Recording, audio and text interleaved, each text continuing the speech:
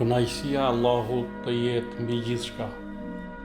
Imam Huseini, paqja qoftë mbi të, ka thënë: nuk ka shpëtim për atë popull që blen kënaqësinë e krijesave duke zemruar krijuesin. Me këtë thënie, Imam Huseini na mëson se suksesi i vërtet nuk arrihet duke kënaqur njerëzit, nëse kjo sjell pa kënaqësinë e Allahut. Besimtari duhet ta vendosë kënaqësinë e Allahut mbi interesat, presionet dhe pëlqimet e njerëzve, sepse kënaqësia e njerëzve është e përkohshme, ndërsa kënaqësia e Allahut është shpëtim në këtë botë dhe në botën tjetër. Në këtë rrugë, vetë Imam Huseini dha shembullin më të madh në Kerbela, ku zgjodhi kënaqësinë e Allahut dhe sakrifikoi jetën e tij.